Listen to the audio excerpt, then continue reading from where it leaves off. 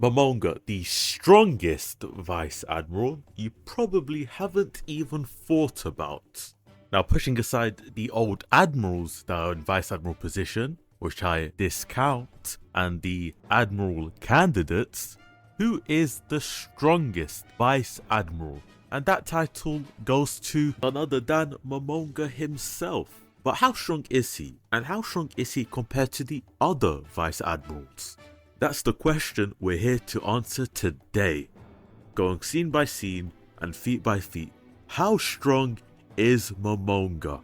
Now, starting with his first major feat, after he absolutely decimates a Sea King, one-shots it without a single care in the world, he goes to Boa Hancock in order to take her in for Marineford to defend against Whitebeard. But as we know, Boa was only in the warlords for the benefits and she didn't want to comply with them. But Momonga stared her down and said, if you do not comply, your status will be removed. And knowing Boa, she did not like that at all. So she attacked Momonga and the other marines with her devil fruit power. But as we now know with devil fruit powers, if you have strong enough haki, you'll be able to resist them to a certain extent. So with that resistance, he was able to use the time gap to stab himself to completely nullify her ability. And that's the only time in the series where Boa's ability was nullified after taking actual effect. So it's not like Luffy where he just completely bypasses it. It affected Momonga and he was able to completely cancel it. But that feat alone puts Momonga above Blackbeard commanders which were negatived. Like genuinely negatived by that ability. An ability that even Blackbeard was scared of. He was holding on to Boa with his dear life. He had to sneak. He said, oh, I cannot let you pull off your ability on me. It is too scary. Straight up Blackbeard, and he's considered top 10. Top 10 in the verse right now. So if that doesn't put Momonga up there, I don't know what does.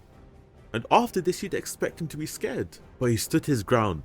Boa said, all your men are gone. He replied with, 1 isn't 0. Basically insinuating he thought he could take Boa and the Kuja pirates by himself. But him thinking that alone isn't what made it crazy. It's the fact she left after he said that, which almost doubled down on it. And while she was leaving, he even said, if you don't come back in 2 days, your warlord title is removed. And remember, this triggered her the first time, but she did not go back to fight. She just left. Proving that he was at least a high diff fight for her. Probably extreme diff, because she has the entire Kuja pirates behind her. So if not the resistance to her ability alone didn't convince you, this on top of that had to have changed your perspective on this interaction at least a bit. Unless you already thought Momonga was the GOAT from the start, which, you know, I do see a lot of people turning right now. But with these next 2 points, it damn near confirms him being the strongest Vice Admiral. So starting with point 2, this takes place in Marineford where he nearly negatives the main character.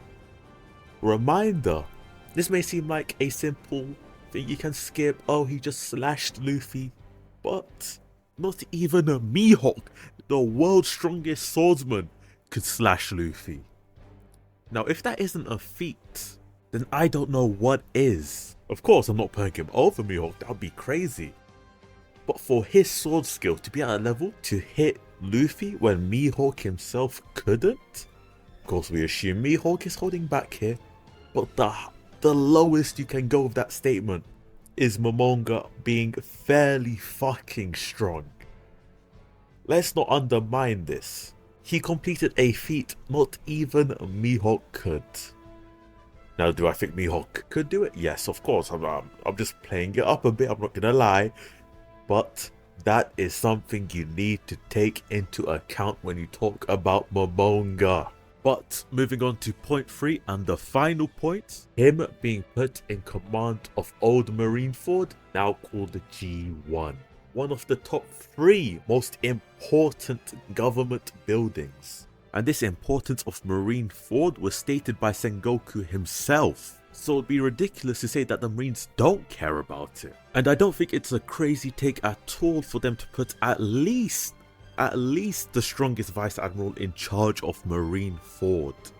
So with all that combined, saying Momonga is the strongest Vice Admiral, potentially even putting him as high as the Admiral candidates and the old men, would not be a stretch at all from what we do know, but it would be at least safe to assume he makes it above all the other admirals, which haven't even shown feats close to this level. Some even being weaker than Sea Kings, if we're being honest. But the Vice Admiral range is incredibly large, so if you're planning on making a tier list of strongest characters, put Momonga in your mind. He might not be as weak as you once thought he was. Of course, if you like this video, then check out the one I made on Uroj, another heavily underrated character. And before you leave, please do leave a like and subscribe. It goes a mile for me.